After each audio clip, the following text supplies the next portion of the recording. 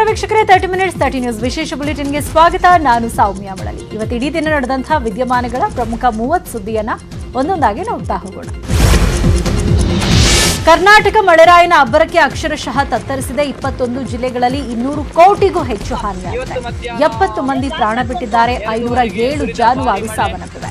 3559 ಮನೆಗಳು ಸಂಪೂರ್ಣ ಹಾನಿಯಾಗಿದೆ. 1,29,000 ಹೆಕ್ಟೇರ್ ಕೃಷಿ ಭೂಮಿಯಲ್ಲಿ ಬೆಳೆದಿದ್ದ ಬೆಳೆ ನಾಶವಾಗಿದೆ. ರಾಮನಗರ ಜಿಲ್ಲೆಯಲ್ಲಿ ಧಾರಾಕಾರ ಮಳೆಯಾಗಿದ್ದು ದನದ ಕೊಟ್ಟಿಗೆಯ ಗೋಡೆ ಕುಸಿದು 2 ಮಕ್ಕಳು ಸಾವನ್ನಪ್ಪಿದ್ದಾರೆ. ಸೋಲೂರು ಗ್ರಾಮದ ಗಂಗಾರಂಗಮ್ಮ ಅನ್ನೋರಿಗೆ ಸೇರಿದ ಕೊಟ್ಟಿಗೆ ಪಕ್ಕದ ಶೆಡ್ನಲ್ಲಿ ನೇಪಾಳ ಮೂಲದ 4 ವರ್ಷದ ಪರ್ಬೀನ್ ಹಾಗೂ 3 ವರ್ಷದ ಇಶಿಕಾ ಮಲಗಿದ್ರು. ಗೋಡೆ ಕುಸಿದ ರಭಸಕ್ಕೆ ಮಕ್ಕಳು ಸ್ಥಳದಲ್ಲೇ ಮೃತಪಟ್ಟಿದ್ದಾರೆ. ಬಾಲ್ಕೋಟ್ ಜಿಲ್ಲೆಯ ಇವರು ಡಾರ್ಪರ್ ಅಂತ ಹೇಳಿ ಒಂದು ಉತ್ತಮ ತಳಿಯ ಕುರಿ ಸಾಕಣೆ ಮಾಡಿ ವರ್ಷಕ್ಕೆ 40-50 ಲಕ್ಷ ಸಂಪಾದನೆ ಮಾಡ್ತಾರೆ. ನೀವು ಮಾಡಬೇಕಾ? ಅವರಿಂದ ಕಲಿಬೇಕಾ? ಫ್ರೀಡಮ್ ಆ್ಯಪನ್ನು ಈಗಲೇ ಡೌನ್ಲೋಡ್ ಮಾಡಿ. ಕೊಡಗು ಜಿಲ್ಲೆಯಲ್ಲಿ ವರುಣನ ಅಬ್ಬರ ಕಡಿಮೆಯಾಗ್ತಾ ಇಲ್ಲ. ಧಾರಾಕಾರವಾಗಿ ಸುರಿತಾ ಇರೋ ಮಳೆಯಿಂದಾಗಿ ಹಲವು ಅವಾಂತರ ಸೃಷ್ಟಿಯಾಗ್ತಾ ಇದೆ. ಮಳೆಯಿಂದಾಗಿ ಭಾಗಮಂಡಲದ ಕರಿಕೆ ರಸ್ತೆಯಲ್ಲಿ ಮತ್ತೆ ಭೂಕುಸಿತವಾಗಿದೆ. ಇದರಿಂದ ವಾಹನ ಸವಾರರು ಪರದಾಡ್ತಿದ್ದಾರೆ. ಸ್ಥಳಕ್ಕೆ ವಿರಾಜಪೇಟೆ ಶಾಸಕ ಕೆಜಿ ಬೋಪಯ್ಯ ಭೇಟಿ ನೀಡಿ ಪರಿಶೀಲನೆ ನಡೆಸಿದರು.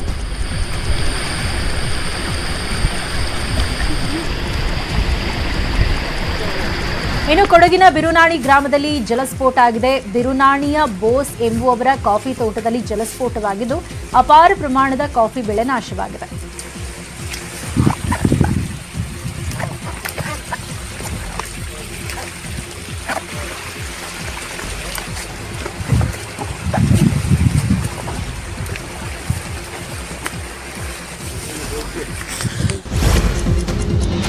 ಮಹಾಮಳೆ ರಾಜ್ಯದಲ್ಲಿ ದೊಡ್ಡ ಅನಾಹುತ ಸೃಷ್ಟಿಸ್ತಾ ಇದೆ. ಇವತ್ತು ರಾಮನಗರದಲ್ಲಿ 2 ಮಕ್ಕಳು ಸಾವನ್ನಪ್ಪಿದ್ದು, ಅತ್ತ ಮಂಗಳೂರಲ್ಲಿ ಭಾರೀ ಮಳೆಗೆ ನೋಡ್ತಿದ್ದಂತೆ ಕಟ್ಟಡವೊಂದು ಧರಾಶಾಹಿಯಾಗಿದೆ.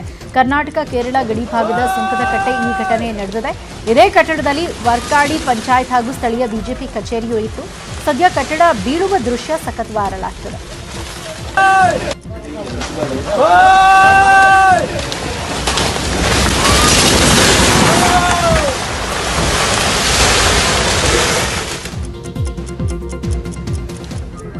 ತೂಫಾನ್ಗೆ ಸಿಲುಕಿ ಮೀನುಗಾರಿಕಾ ಬೋಟ್ ಆಳ ಸಮುದ್ರದಲ್ಲಿ ಮುಳುಗಿದೆ. ಈ ಘಟನೆ ಮಂಗಳೂರಲ್ಲಿ ನಡೆದಿದೆ. ಮಂಗಳೂರಿನ ಮೀನುಗಾರಿಕಾ ಬಂದರಿನಿಂದ ಆಳ ಸಮುದ್ರ ಮೀನುಗಾರಿಕೆಗೆ ಬೋಟ್ ತೆರಳಿತ್ತು. ಆದರೆ ಭಾರೀ ಅಲೆಗಳ ಹೊಡೆತಕ್ಕೆ ಸಿಲುಕಿ ಬೋಟ್ ಮುಳುಗಿದೆ. ಬೋಟ್ನಲ್ಲಿದ್ದ 10 ಮಂದಿ ಮೀನುಗಾರರನ್ನು ರಕ್ಷಿಸಲಾಗಿದೆ.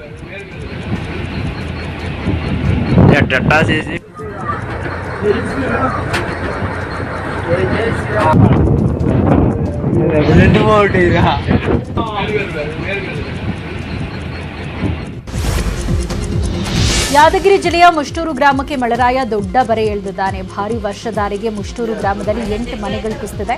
ಅಧಿಕಾರಿಗಳು ಗ್ರಾಮಕ್ಕೆ ಭೇಟಿ ನೀಡಿ ಸೂಕ್ತ ಪರಿಹಾರ ನೀಡಬೇಕು ಅಂತ ಸಂತ್ರಸ್ತರು ಆಗ್ರಹಿಸಿದ್ದಾರೆ. ನಮಗ್ ವಾಸಿಸೋಕ್ ಮನೆ ಇಲ್ಲ, ದಿನ ದೂಡೋದು ಕಷ್ಟವಾಗ್ತಾ ಇದೆ ಅಂತ ಮಲ್ಲಮ್ಮ, ನಿಂಗಮ್ಮ ಹಾಗೂ ಇನ್ನುಳಿದ 6 ಸಂತ್ರಸ್ತರು ಅಳಲು ತೋಡ್ಕೊಂಡಿದ್ದಾರೆ. ಇದ್ದಾವಲ್ರಿ, ನಮ್ಗೇನು ಕಷ್ಟ ಇಲ್ಲ. ಮಕ್ಕಳ ಕಾಶಿ ಒಳಗಾಗ್ಯಾವ, ಎಲ್ಲಟು ಒಳಗ ಸಾಮಾನು ಏನು ಧಾನ್ಯ ಒಂದು ಹೋಗಿಲ್ಲ, ಧಾನ್ಯ ಆಗಿಲ್ಲ ತೋದವ. ಅಷ್ಟೇ ಮಾಡ್ಕೊಂತೀವಿ, ಬಗಲಾಗ ಮನ್ಯಾಗ ಹೋಗಿ ಮಕ್ಕಂತೀವಿ ನೋಡಿ. ಮನೆ ಮಾಡಿ ಕೊಡ್ರಿ ಸಾಕು, ನಮ್ಗೆ ಏನು ಬೇಕಾಗಿಲ್ಲ. ನಮ್ಮ ಮನೆ ಆದರೆ ಸಾಕು. ನಾವು ರೊಕ್ಕ ₹100 ತೊಗೊಂಡು ಏನು ಮಾಡಮ್ಮ, ತಲೆಗುಡ್ಕೊಂಡು ಸಾಯಮ್ಮ. ನಮ್ಗೆ ಚಾಟ್ ಆದರೆ ಮಕ್ಕಳಕ್ಕಾದ್ರೆ ಸಾಕು. ಅಡಿಗೆ ಹೋದ್ರೆ ಚಿಂತಿ, ಮನೆಗೆ ಬಂದರೆ ಚಿಂತಿ. ಮಳೆ ಬಂದರೆ ನೀರು ತೋರ್ಸ್ಕೊಂತ ನೀರು ತೋಟ ಹಗಲು ಹಾಕೊಂಡು ಅನ್ನ ಉಂಡ್ರಿ, ನೀರು ಸೋರ್ಕೊಂತ ಉಣ್ತೀವಿ. ನೀರು ಎತ್ತಿ ಹಾಕಪಟ್ಟಿಗೆ ಕೈಗಳು ಬಾತು ಹೋಗ್ಯಾವ. ಇಲ್ಲಿ ನೋಡ್ರಿ ನಮ್ದು ಮನೆ ಬಿದ್ದಾವ. ನಮ್ಮ ರಾಜ್ಯದಲ್ಲಿ ಬ್ರಿಟಿಷರು ಕಟ್ಟಿದ ಅದೆಷ್ಟೋ ಕಟ್ಟಡ, ಬ್ರಿಡ್ಜ್ಗಳು ಈಗಲೂ ಸುಸ್ಥಿತಿಯಲ್ಲಿದೆ. ಆದರೆ ನಮ್ಮ ಅಧಿಕಾರಿಗಳು ನಿರ್ಮಿಸಿದ ಬ್ರಿಡ್ಜ್ಗಳು 1 ವರ್ಷ ಕೂಡ ಬಾಳಿಕೆ ಬರ್ತಾ ಇಲ್ಲ. ಚನ್ನಪಟ್ಟಣ ತಾಲೂಕಿನ ಕೊಂಡಾಪುರದಲ್ಲಿ 1 ವರ್ಷದ ಹಿಂದೆ ಬ್ರಿಡ್ಜ್ ನಿರ್ಮಿಸಲಾಗಿತ್ತು. ನಿರ್ಮಾಣ ಹಂತದಲ್ಲಿಯೇ ಸೇತುವೆ ಕಳಪೆ ಕಾಮಗಾರಿ ಬಗ್ಗೆ ಅಪಸ್ವರ ಕೇಳಿಬಂದಿತ್ತು. ಆದರೆ ಇದೀಗ ಬ್ರಿಡ್ಜ್ ಕೊಚ್ಕೊಂಡು ಹೋಗಿದೆ. ಮಹಾಮಳೆ ಬ್ರಿಡ್ಜ್ನ ಗುಣಮಟ್ಟದ ಅಸಲಿಯತನ ಬಿಚ್ಚಿಟ್ಟಿದೆ. ಈಗ ಹೋಗುವಂಥ ಸೇತುವೆ ನಿರ್ಮಾಣ ಆಗಿತ್ತು, ಅದು ಬಿದ್ದಿರೋದು ಬೆಳಿಗ್ಗೆ ತಿಳಿದು ಬಂದಿತ್ತು. ಅದಕ್ಕೋಸ್ಕರ ಅಂತ ಸ್ಪಾಟ್ ವಿಸಿಟ್ ಬಂದಿದ್ವಿ.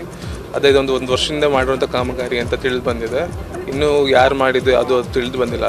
ಇವಾಗ ಸದ್ಯಕ್ಕೆ ಬ್ಯಾರಿಕೇಡ್ ಹಾಕಿ ರೋಡ್ನ ಕ್ಲೋಸ್ ಮಾಡಿದ್ದೀವಿ. ಆಲ್ಟರ್ನೇಟಿವ್ ರೋಡ್ ಹುಣಸನಹಳ್ಳಿ ಮೇಲೆ ಹೋಗುತ್ತೆ, ಪಕ್ಕದಲ್ಲೇ ಒಂದು 2 ಕಿಲೋಮೀಟರ್ಸಲ್ಲಿ ಆ ರೋಡಲ್ಲಿ ಎಲ್ಲರೂ ಉಪಯೋಗ ಮಾಡ್ಕೋಬೋದು. ಸದ್ಯಕ್ಕೆ ಯಾರು ಈ ರೋಡಲ್ಲಿ ಓಡಾಡಬಾರ್ದು ಅಂತ ಹೇಳಿ ಮನವಿ ಮಾಡ್ಕೊಂಡು ಹಳ್ಳಿಗೆ ಹೋಗುವಂಥ ಕಾಮಗಾರಿ ಸ್ಟಾರ್ಟ್ ಆಗಿ 1 ಇಯರ್ ಆಗಿದೆ.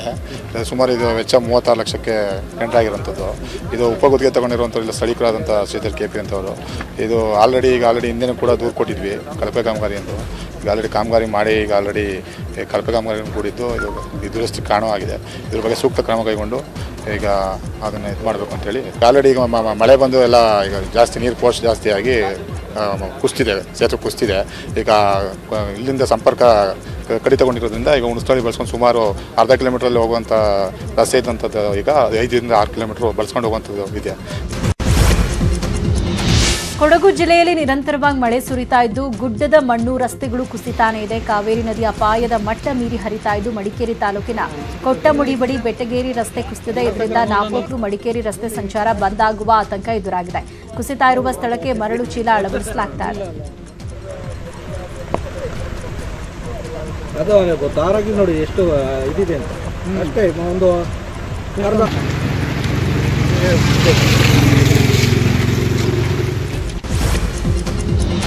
ಇನ್ನು ಬೆಳಗಾವಿ ಜಿಲ್ಲೆಯಲ್ಲೂ ಮಳೆಯಿಂದಾಗಿ ಜನಜೀವನ ಸಂಪೂರ್ಣ ಅಸ್ತವ್ಯಸ್ತವಾಗಿದೆ. ಬೆಳಗಾವಿಯ ಸಫಾರ ಗಲ್ಲಿ ಭಾರೀ ಮಳೆಗೆ ಮನೆ ಸಂಪೂರ್ಣವಾಗಿ ಕುಸಿದು ಬಿದ್ದಿದೆ. ಅದೃಷ್ಟವಶಾತ್ ಮನೆಯಲ್ಲಿದ್ದ ವೃದ್ಧ ದಂಪತಿ ಪ್ರಾಣಾಪಾಯದಿಂದ ಪಾರಾಗಿದ್ದಾರೆ.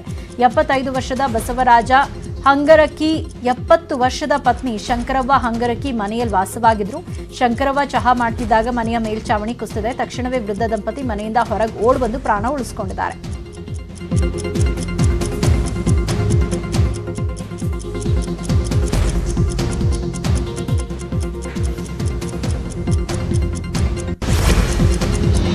ಚಿಕ್ಕಮಗಳೂರಿನಲ್ಲಿ ಮಳೆ ಅವಾಂತರ ಮುಂದುವರೆದಿದೆ. ಮಳೆಯಿಂದ ಪ್ರಮುಖ ಬೆಳೆಗಳು ಮಣ್ಣು ಪಾಲಾಗಿದೆ. ಭಾರೀ ಮಳೆ, ಶೀತದ ವಾತಾವರಣದಿಂದ ಕಾಫಿ ಬೀಜಗಳು ಉದುರುತ್ತಾ ಇದೆ.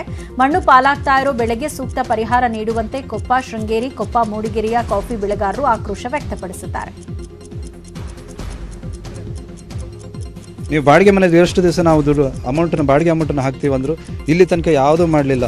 ಅಧಿಕಾರಿಗಳ DC ಆಫೀಸಿಗೆ, ನಾವು ತಾಲೂಕು ಕಚೇರಿಗಳಿಗೆ, ರಾಜಕಾರಣಿಗಳ ಮನೆಗಳಿಗೆ ನಾವು ಹೋಗಿ ಸುಸ್ತಾಗ್ಬಿಟ್ಟಿದ್ದೀವಿ ಸರ್. ಇಲ್ಲಿ ತನಕ ಬರೀ ಆಶ್ವಾಸನೆ ಕೊಡ್ತಾರೆ, ನಾಡಿದ್ದು ಮಾಡಿಕೊಡ್ತೀವಿ ಅಂತೇಳಿ ಹೇಳೋದು ಬಿಟ್ಟರೆ ಇಲ್ಲಿ ತನಕ ಯಾವುದು ನಮಗೆ ಮಾಡಿಕೊಡ್ಲಿಲ್ಲ. ತುಂಬ ಬೇಜಾರು, ತುಂಬ ಬೇಜಾರು. ಅಂಥ ಹಂತಕ್ಕೆ ಬಂದಾಗಿದೆ ನಮಗೆ. ಮನೇಲಿ ಬದುಕೋದಕ್ಕೆ ನಮ್ಗೆ ಏನು ಇದೇ ಇಲ್ಲ, ಆ ಥರ ಆಧಾರನೇ ಇಲ್ಲ, ಆ ಥರ ಪರಿಸ್ಥಿತಿ ನಾವು ಬಂದಾಗಿದೆ. ಒಂದು ಸ್ವಲ್ಪ ದಿವಸ ನಾವು ನೋಡ್ತೀವಿ, ಮಾಡಿಕೊಡ್ಲಿಲ್ಲ, ನಮಗೇನು ಅನುಕೂಲ ಮಾಡಿಕೊಡ್ಲಿಲ್ಲ ಅಂದರೆ ನಾವು ಸಾಮೂಹಿಕವಾಗಿ ತಾಲೂಕು ಕಚೇರಿ ಎದುರುಗಡೆನೆ ನಾವು ವಿಷ ಸೇರಿಸಿ ಆತ್ಮಹತ್ಯೆ ಮಾಡ್ಕೊಳ್ಳೋದಂತೂ ಸತ್ಯವಾದ ವಿಚಾರ ಆಯಿತು. ಚಿಕ್ಕಮಗಳೂರಿನ ಕೌನಲ ಎಂಬಲ್ಲಿ ಭಾರೀ ಮಳೆಗೆ ರೋಡ್ ಬಿರುಕು ಬಿಟ್ಟಿದೆ. ಈ ರಸ್ತೆ ಕಾಮಗಾರಿ ತಿಂಗಳ ಹಿಂದಷ್ಟೇ ಪೂರ್ಣಗೊಂಡಿತ್ತು. ಆದರೆ ಭಾರೀ ಮಳೆಯಿಂದ ಸಿಮೆಂಟ್ ರಸ್ತೆ ಬಿರುಕು ಬಿಟ್ಟಿದೆ. ಅದರಿಂದ ಗ್ರಾಮಸ್ಥರು ಕಾಲ್ನಡಿಗೆಯಲ್ಲೇ ತೆರಳುತ್ತಿದ್ದಾರೆ.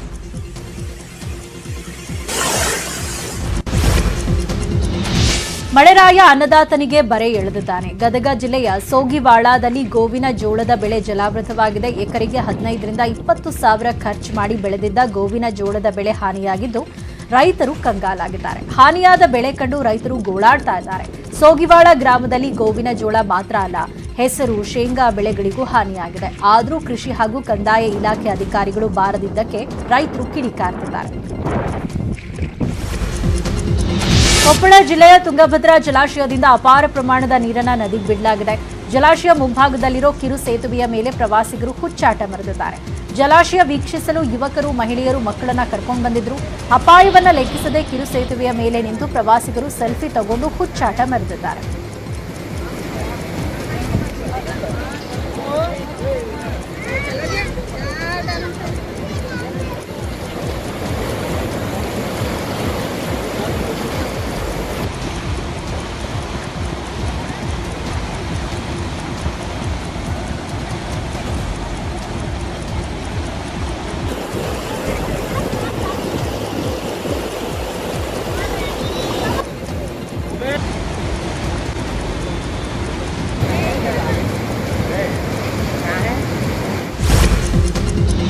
ಕೆಆರ್ಎಸ್ ಡ್ಯಾಂಗೆ ರಾಜಮಾತೆ ಪ್ರಮೋದಾದೇವಿ ಭೇಟಿ ನೀಡಿದ್ದಾರೆ. ಜಲಾಶಯ ಭರ್ತಿಯಾದ ಹಿನ್ನೆಲೆಯಲ್ಲಿ ಪ್ರಮೋದಾದೇವಿ ಅವರು ಕೆಆರ್ಎಸ್ ಡ್ಯಾಂಗೆ ಭೇಟಿ ನೀಡಿ ಪರಿಶೀಲನೆ ನಡೆಸಿದ್ರು. ಜಲಾಶಯ ಭರ್ತಿಯಾಗಿದ್ದರಿಂದ ನೋಡಲು ಆಗಮಿಸಿದ್ದೇನೆ.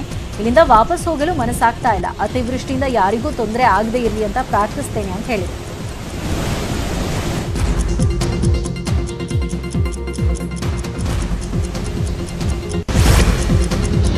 ಕೊಡಗು ಜಿಲ್ಲೆಯಲ್ಲಿ ಮಳೆ ಎಡೆಬಿಡದೆ ಸುರಿತಾ ಇದೆ. ಆದ್ದರಿಂದ ಹಾರಂಗಿ ಜಲಾಶಯಕ್ಕೆ ಒಳಹರಿವು ಹೆಚ್ಚಾಗಿದ್ದು ಜಲಾಶಯದಿಂದ 20,000 ಕ್ಯೂಸೆಕ್ ನೀರು ನದಿಗೆ ಬಿಡುಗಡೆ ಮಾಡಲಾಗಿದೆ. ಜಲಾಶಯದ ಮುಂಭಾಗದ ಸೇತುವೆ ಮುಳುಗಡೆಯಾಗಿದ್ದು ನದಿ ಪಾತ್ರದ ಜನರಲ್ಲಿ ಆತಂಕದ ವಾತಾವರಣ ನಿರ್ಮಾಣ ಆಗಿದೆ. ಇನ್ನು ಬೋರ್ಗರೆದು ಧುಮಿಕ್ತಾ ಇರುವ ಹಾರಂಗಿ ಜಲಾಶಯದ ದೃಶ್ಯ ಸಖತ್ ವೈರಲ್ ಆಗ್ತಿದೆ.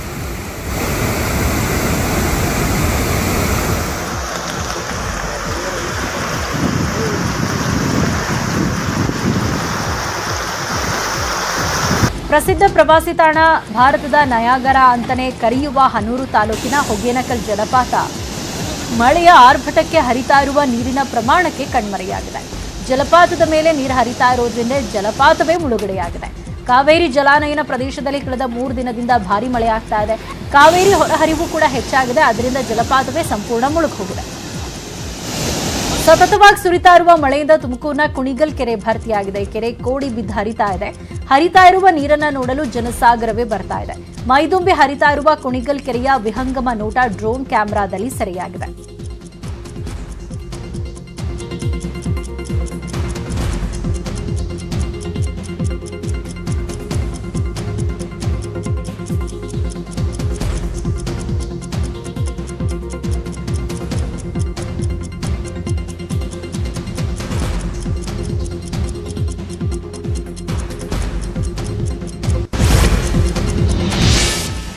ರಾಜ್ಯಾದ್ಯಂತ ಧಾರಾಕಾರ ಮಳೆಯಾಗ್ತಾ ಇರುವ ಹಿನ್ನೆಲೆಯಲ್ಲಿ ಇಗ್ಗಲೂರಿನ ಎಚ್ಡಿ ದೇವೇಗೌಡ ಬ್ಯಾರೇಜ್ ಮೈದುಂಬಿ ಹರಿತಾ ಇದೆ. ರಾಮನಗರ ಜಿಲ್ಲೆಯ ಚನ್ನಪಟ್ಟಣದ ತಾಲೂಕಿನಲ್ಲಿರುವ ಇಗ್ಗಲೂರು ಬ್ಯಾರೇಜ್ನಲ್ಲಿ ಒಟ್ಟು 9 ಗೇಟ್ಗಳಿದೆ. 1.95 ಲಕ್ಷ ಕ್ಯೂಸೆಕ್ ನೀರು ಸಾಮರ್ಥ್ಯ ಹೊಂದಿರುವ ಈ ಬ್ಯಾರೇಜ್ನಿಂದ ಇದೀಗ 55,000 ಕ್ಯೂಸೆಕ್ ನೀರನ್ನು ಹೊರಕ್ಕೆ ಬಿಡಲಾಗಿದೆ. ಪ್ರತಿನಿತ್ಯ ಹೆಚ್ಚಾಗ್ತಾ ಇರುವ ನೀರಿನ ಪ್ರಮಾಣ ಹೆಚ್ಚಾಗ್ತಾ ಇದ್ದು ಇದೇ ಮೊದಲ ಬಾರಿಗೆ 9 ಗೇಟ್ಗಳ ಮೂಲಕ ಹೆಚ್ಚುವರಿ ನೀರನ್ನು ಹೊರಗೆ ಬಿಡಲಾಗಿದೆ. ಇನ್ನು ಬ್ಯಾರೇಜ್ ವೀಕ್ಷಿಸಲು ಪ್ರತಿನಿತ್ಯ ಹೆಚ್ಚಿನ ಸಂಖ್ಯೆಯಲ್ಲಿ ಪ್ರವಾಸಿಗರು ಬರ್ತಿದ್ದಾರೆ.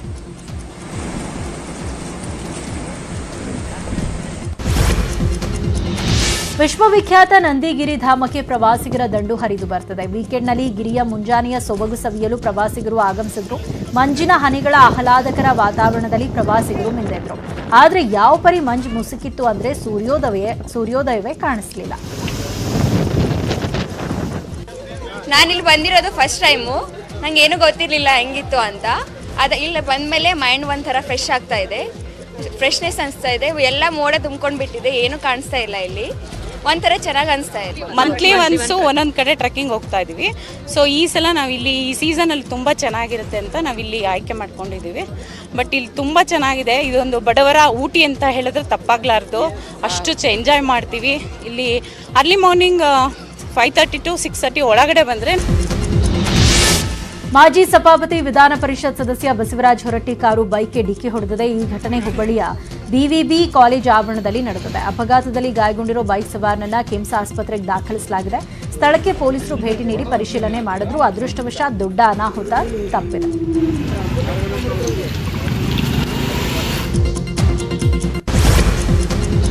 ಕಾರಿನಲ್ಲಿ ಸುಟ್ಟು ಕರಕಲಾದ ಸ್ಥಿತಿಯಲ್ಲಿ ವ್ಯಕ್ತಿಯೋರ್ವನ ಶವ ಪತ್ತೆಯಾಗಿದೆ. ಬೆಂಗಳೂರು ಹೊರವಲಯದ ದೇವನಹಳ್ಳಿ ತಾಲೂಕಿನ ಹೆಗ್ಗನಹಳ್ಳಿ ಕ್ರಾಸ್ ಬಳಿ ಲೇಔಟ್ನಲ್ಲಿ ಸುಟ್ಟ ಸ್ಥಿತಿಯಲ್ಲಿ ಯಲಹಂಕ ಮೂಲದ ಆರಿಫ್ ಪಾಷಾ ಎಂಬಾತನ ಮೃತದೇಹ ಪತ್ತೆಯಾಗಿದೆ.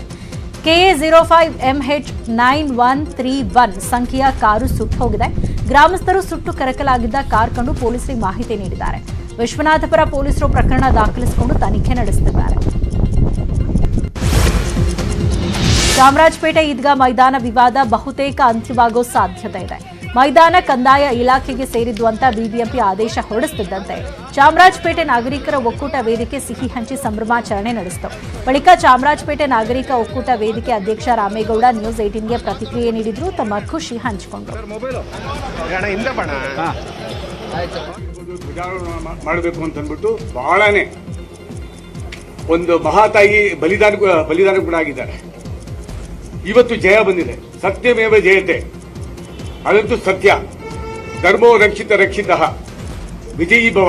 ಈ 3 ಯಾಕೆ ಹೇಳಲಿಕ್ಕೆ ಇಷ್ಟಪಡ್ತೀನಿ ಅಂದ್ರೆ, ಚಾಮರಾಜಪೇಟೆ ನಾಗರಿಕ ಒಕ್ಕೂಟ ಎಷ್ಟು ಹೋರಾಟ ಮಾಡಿದೆ ಅಂದ್ರೆ ಇದಕ್ಕೋಸ್ಕರ ಇಡೀ ಚಾಮರಾಜಪೇಟೆ ಜನತೆಗೆ ನಾನು ಚಿರುಣಿಯಾಗಿದ್ದೇನೆ. ನಾನೇ ಎಲ್ಲ ಕಾರ್ಯಕರ್ತರು ಸೇರಿ ಒಗ್ಗಟ್ಟಿನಿಂದ ತೀರ್ಮಾನ ತೆಗೆದುಕೊಂಡು ಮಾಡ್ತಾ ಇದ್ದೀವಿ. ಇವತ್ತು ವಕ್ಫ್ ಬೋರ್ಡ್ ಚೇರ್ಮನ್ ಏನು ಹೇಳಿದ್ದಾರೆ, ನೀವು ಹೇಳಿರೋದಕ್ಕೆ ನಾವು ಅದಕ್ಕೆ ಸವಾಲಾಗ್ತಾ ಇದ್ದೀವಿ. ನಾವು ಕಾನೂನು ಬರೆದ ಹೋರಾಟ ಮಾಡ್ತೀವಿ. ಇದು ಎಲ್ಲಿವರೆಗೂ ಹೋದ್ರೂ ಚಿಂತೆ ಇಲ್ಲ. ಸರ್ಕಾರ ಒಂದು ಕಡೆ ಇದ್ರೆ ನಾವು ಇಂಪ್ಲೀಡ್ ಆಗ್ತೀವಿ. ವೇದಿಕೆಯಿಂದಾನು ಹೋರಾಟ ಮಾಡ್ತೀವಿ. ಸಾಕಷ್ಟು ನಮ್ಮ ಹತ್ರ ದಾಖಲೆ. ಚಾಮರಾಜಪೇಟೆ ಈದ್ಗಾ ಮೈದಾನದ ಸರ್ಕಾರದ ಆಸ್ತಿ ಅಂತ ಘೋಷಿಸಿದ್ದಕ್ಕೆ ವಕ್ಫ್ ಬೋರ್ಡ್ ಅಧ್ಯಕ್ಷ ಶಫಿ ಸಾದಿ ಕಿಡಿಕಾರಿದ್ದಾರೆ. ಸುಪ್ರೀಂ ಕೋರ್ಟ್ 1965ರಲ್ಲೇ ಮೈದಾನ ವಕ್ಫ್ ಬೋರ್ಡ್ನದ್ದು ಅಂತ ತೀರ್ಪು ಕೊಟ್ಟಿದೆ. ಈಗ ಬಿಬಿಎಂಪಿ ನ್ಯಾಯಾಂಗ ನಿಂದನೆ ಮಾಡಿದೆ ಅಂತ ಆರೋಪಿಸಿದರು. ಅವರೇ ಬಿಬಿಎಂಪಿ ಆಟದ ಮೈದಾನ ಅಲ್ಲ ಅಂತ ಒಪ್ಪಿಕೊಂಡಿರುವುದು ನಮ್ಮ ಲೀಗಲ್ ಟೀಮಿನ ದೊಡ್ಡ ಯಶಸ್ವಿ. ಅದು ಅಭಿನಂದನೆಗಳು ನಮ್ಮ ಲೀಗಲ್ ಟೀಮಿಗೆ. ಅದರೊಟ್ಟಿಗೆ ಅವರು ಈಗ ಕಂದಾಯ ಇಲಾಖೆ ಅಂತ ಹೇಳಿದ್ದಾರೆ. ಕಂದಾಯ ಇಲಾಖೆಯವರಂತೂ ಈ ಇನ್ನೊಂದು ಮುಜುಗರಕ್ಕೆ ಅವರು ನಿಲ್ಲಲ್ಲ. ಯಾಕೆಂದರೆ ಸ್ಪಷ್ಟವಾದ ಸುಪ್ರೀಂ ಕೋರ್ಟ್ನ ಆದೇಶಗಳಿರುವಾಗ ಆ ಆದೇಶದ ವಿರುದ್ಧ ಕಂದಾಯ ಇಲಾಖೆಯೂ ಅಂತ ಒಂದು ಇದಕ್ಕೆ ಸಾಹಸಕ್ಕೆ ಇಳಿಯಲ್ಲ ಅಂತ ನಮ್ಮ ಅನಿಸಿಕೆ. ಏನೇ ಇದ್ರೂ ನಾವು ಇವರು ಕಾನೂನಾತ್ಮಕವಾದಂಥ ಹೋರಾಟ ನಮ್ಮದು ಮುಂದುವರಿಯುತ್ತೆ. ಖಂಡಿತವಾಗಿಯೂ ನಮ್ಮ ಕಾನೂನು ತಜ್ಞರು ಅದರ ಬಗ್ಗೆ ಕಾನೂನು ತಜ್ಞರೊಂದಿಗೆ ನಾನು ಈಗಾಗಲೇ ಚರ್ಚೆ ಮಾಡಿದ್ದೀನಿ. ರಾಜ್ಯದಲ್ಲಿ ಮತ್ತೆ ಧರ್ಮ ದಂಗಲ್ ಶುರುವಾಗಿದೆ. ಗೌರಿ ಗಣೇಶ ಹಬ್ಬಕ್ಕೆ ಜನರು ಹಿಂದೂಗಳ ಬಳಿ ಮಾತ್ರ ಗಣೇಶ ಮೂರ್ತಿ ಖರೀದಿ ಮಾಡಿ ಅಂತ ಮುತಾಲಿಕ್ ಕರೆ ನೀಡಿದ್ದಾರೆ. ಪೆಂಡಾಲ್ ಕುರ್ಚಿಗಳನ್ನ ಹಿಂದೂಗಳಿಂದಲೇ ಖರೀದಿಸಿ ಮುಸ್ಲಿಮರ ಅಂಗಡಿಗಳಿಗೆ ಹೋಗಬೇಡಿ ಅಂತ ಶ್ರೀರಾಮ್ ಸೇನೆ ಮುಖ್ಯಸ್ಥ ಪ್ರಮೋದ್ ಮುತಾಲಿಕ್ ಕರೆ ನೀಡಿದ್ದಾರೆ. ಅಲ್ಲದೆ ಪಬ್ ಬಾರ್ಗಳಿಗೆ ಇಲ್ಲದ ನಿರ್ಬಂಧ ಗಣೇಶ ಉತ್ಸವಕ್ಕೆ ಯಾಕೆ ಅಂತ ಪ್ರಮೋದ್ ಮುತಾಲಿಕ್ ಪ್ರಶ್ನಿಸಿದ್ದಾರೆ. ತೊಂದರೆ ಕೊಡ್ತಾ ಇರುವಂಥವ್ರು ಇವತ್ತು ನಮ್ಮ ಗಣೇಶನ ಹಬ್ಬದ ವ್ಯಾಪಾರ ನೀವು ಇಲ್ಲೇ ಹಾಕ್ಬೇಕು. ನಿಮಗೆ ವ್ಯಾಪಾರ ಹಿಂದೂಗಳ ಜೊತೆನೇ ವ್ಯಾಪಾರ ಮಾಡಬೇಕು ಅನ್ನುವಂಥ ಎಲ್ಲ ಸಾರ್ವಜನಿಕ ಗಣೇಶೋತ್ಸವ ಮಂಡಳಿಯವರಿಗೆ ಮತ್ತು ಎಲ್ಲ ಭಕ್ತಾದಿಗಳು ಹೇಳ್ತಾನೆ, ಹಿಂದೂಗಳ ಕಡೆ ಜೊತೆನೇ ಹೂವು ಹಣ್ಣು ಅಥವಾ ಸಿದ್ದು ಅಮೃತೋತ್ಸವದ ಬಳಿಕ ಡಿಕೆ ಬ್ರದರ್ಸ್ ಅಲರ್ಟ್ ಆಗಿದ್ದು ಒಂದೇ ಕಲ್ಲಿನಲ್ಲಿ 2 ಹಕ್ಕಿ ಹೊಡೆಯಲು ಪ್ಲಾನ್ ಮಾಡಿದ್ದಾರೆ. ಸ್ವಾತಂತ್ರ್ಯ ಅಮೃತೋತ್ಸವ ಹೆಸರಲ್ಲಿ ಪಾದಯಾತ್ರೆ ಮಾಡಲು ಸಿದ್ಧತೆ ನಡೆಸುತ್ತಿದ್ದಾರೆ. ಈಗಾಗಲೇ ರಾಜ್ಯದ ವಿವಿಧ ಜಿಲ್ಲೆಗಳಲ್ಲಿ ಪಾದಯಾತ್ರೆ ಶುರುವಾಗಿದ್ದು ಆಗಸ್ಟ್ 15ರಂದು ಬೆಂಗಳೂರಿನಲ್ಲಿ ಬೃಹತ್ ಪಾದಯಾತ್ರೆ ನಡೆಸೋಕೆ ಡಿಕೆ ಬ್ರದರ್ಸ್ ಮುಂದಾಗಿದ್ದಾರೆ. ಬೊಮ್ಮನಹಳ್ಳಿ, ಬೆಂಗಳೂರು ದಕ್ಷಿಣ, ಬಸವನಗುಡಿ, ಪದ್ಮನಾಭನಗರ ಕ್ಷೇತ್ರಗಳಲ್ಲಿ ಡಿಕೆ ಬ್ರದರ್ಸ್ ಸಭೆ ಮಾಡಿದ್ದು ಪಾದಯಾತ್ರೆಗೆ ಹೆಚ್ಚಿನ ಜನ ಸೇರಿಸುವ ಯೋಜನೆ ಹಾಕೊಂಡಿದ್ದಾರೆ. ಸಿಎಂ ಬದಲಾವಣೆ ಅನ್ನೋದೆಲ್ಲ ಊಹಾಪೋಹ, ಗಾಳಿ ಸುದ್ದಿಗಳಿಗೆ ಬಹಳ ಬೆಲೆ ಕೊಡಬಾರದು ಅಂತ ವಿಜಯಪುರದಲ್ಲಿ ಸಚಿವ ಗೋವಿಂದ ಕಾರಜೋಳ ಹೇಳಿದ್ದಾರೆ. ರಾಜ್ಯ ಬಿಜೆಪಿಯಲ್ಲಿ ಯಾವುದೇ ಬದಲಾವಣೆ ಆಗಲ್ಲ, ಮುಂದೆಯೂ ನಮ್ಮ ರಾಜ್ಯದಲ್ಲಿ ಬಿಜೆಪಿ ಅಧಿಕಾರಕ್ಕೆ ಬರುತ್ತೆ ಅಂತ ಹೇಳಿದರು. ಹಿಂದಿ ರಾಷ್ಟ್ರೀಯ ಭಾಷೆ ಅಲ್ಲ ಹೇಳೋರು ನಿಜವಾಗಿ ಹೇಳ್ತಾ ಇದ್ದಾರಾ? ಇಲ್ಲ, ಇವರ ಹಿಂದೆ ಯಾರೋ ಕತ್ತಿ ಇಟ್ಟು ಹೇಳಿಸ್ತಾ ಇದ್ದಾರೋ ಗೊತ್ತಿಲ್ಲ ಅಂತ ಮೈಸೂರಲ್ಲಿ ನಟ ಪ್ರಕಾಶ್ ರೈ ಹೇಳಿದ್ದಾರೆ. ನಾನು ಬೇರೆ ಬೇರೆ ರಾಜ್ಯಗಳಲ್ಲಿ ಇರ್ತೇನೆ. ನನ್ನ ವೃತ್ತಿಯ ಜೊತೆಗೆ ಪ್ರಗತಿಪರ ಹೋರಾಟದಲ್ಲಿ ಸದಾ ಸಕ್ರಿಯವಾಗಿರ್ತೇನೆ. ನಾನು ಎಂದೂ ಯಾವತ್ತೂ ಪ್ರಗತಿಪರರು, ಚಿಂತಕರ ಪರವಾಗಿರ್ತೀನಿ ಅಂತ ಹೇಳಿದರು. ಮೀರತ್ನಲ್ಲಿ ಪೊಲೀಸರು ಭರ್ಜರಿ ಕಾರ್ಯಾಚರಣೆ ನಡೆಸಿದ್ದಾರೆ. ಮೊಬೈಲ್ ಕಳ್ಳರನ್ನ ಬಂಧಿಸಿ ಅವರಿಂದ ವಶಕ್ಕೆ ಪಡೆದಿದ್ದ 101 ಮೊಬೈಲ್ಗಳನ್ನು ಮಾಲೀಕರಿಗೆ ಹಸ್ತಾಂತರಿಸಲಾಗಿದೆ. ಮೀರತ್ ಪೊಲೀಸರ ಕಾರ್ಯಕ್ಕೆ ಭಾರಿ ಮೆಚ್ಚುಗೆ ವ್ಯಕ್ತವಾಗ್ತಿದೆ. ಗಾಜಾ ಪಟ್ಟಿ ಮೇಲೆ ಇಸ್ರೇಲ್ ನಡೆಸಿದ ವೈಮಾನಿಕ ದಾಳಿಯಲ್ಲಿ 6 ಮಕ್ಕಳು ಸೇರಿದಂತೆ 24 ಮಂದಿ ಪ್ರಾಣ ಕಳ್ಕೊಂಡಿದ್ದಾರೆ. ಉಗ್ರರನ್ನ ಗುರಿಯಾಗಿಸಿಕೊಂಡು ಗಾಜಾ ಮತ್ತು ಪ್ಯಾಲೆಸ್ಟೈನ್ ಮೇಲೆ ಇಸ್ರೇಲ್ ಜೆಟ್ಗಳು ದಾಳಿ ನಡೆಸ್ತಾ ಇವೆ. ದಾಳಿಯಲ್ಲಿ ಗಾಜಾ ಕಮಾಂಡೆಂಟ್ ತೈಸೀರ್ ಅಲ್ ಜಬಾರಿ ಮೃತಪಟ್ಟಿದ್ದಾರೆ.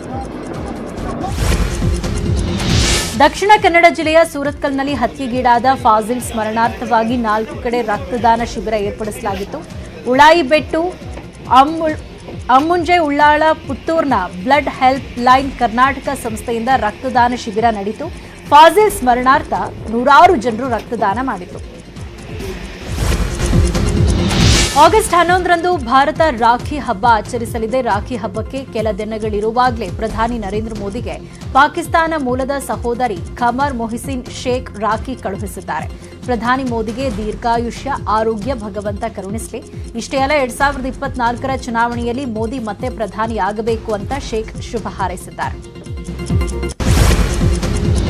ಕಾಮನ್ವೆಲ್ತ್ ಗೇಮ್ಸ್ನಲ್ಲಿ ಇಂದು ಸಹ ಭಾರತದ ಪದಕಗಳ ಬೇಟೆ ಮುಂದುವರೆದಿದೆ. ಇಂದು ಒಂದೇ ದಿನ ಭಾರತ 9 ಪದಕಗಳನ್ನು ಗೆದ್ದಿದೆ. 4 ಚಿನ್ನ, 4 ಬೆಳ್ಳಿ, 1 ಕಂಚಿನ ಪದಕ ಗೆದ್ದಿದೆ. ಕಾಮನ್ವೆಲ್ತ್ ಗೇಮ್ಸ್ನಲ್ಲಿ ಕಂಚಿನ ಪದಕ ಗೆದ್ದು ಕನ್ನಡಿಗ ಗುರುರಾಜ್ ಪೂಜಾರಿಗೆ ತಾಯ್ನಾಡಿಗೆ ಬಂದಿದ್ದಾರೆ. ಗುರುರಾಜ್ ಹುಟ್ಟೂರು, ಉಡುಪಿ ಜಿಲ್ಲೆ ಬೈಂದೂರಿಯಲ್ಲಿ ಅದ್ದೂರಿ ಸ್ವಾಗತ ನೀಡಲಾಗಿದೆ. ಜೂನಿಯರ್ ಎನ್ಟಿಆರ್ ಜೊತೆ ಕೃತಿ ಶೆಟ್ಟಿ ನಟಿಸಲಿದ್ದಾರೆ ಎಂಬ ಮಾತು ಇತ್ತೀಚೆಗೆ ಹರಿದಾಡಿತ್ತು. ಆದ್ರೀಗ ಸ್ವತಃ ಕೃತಿ ಶೆಟ್ಟಿ ಆ ಮಾತನ್ನ ತಳ್ಳಹಾಕಿದ್ದಾರೆ. ಇದಿಷ್ಟು ಸದ್ಯದ ನ್ಯೂಸ್ ಅಪ್ಡೇಟ್ಸ್. ನೋಡ್ತಾ ಇರಿ ನ್ಯೂಸ್ 18 ಕನ್ನಡ. ಜಾಲ ನಮ್ಮದು, ಬಲ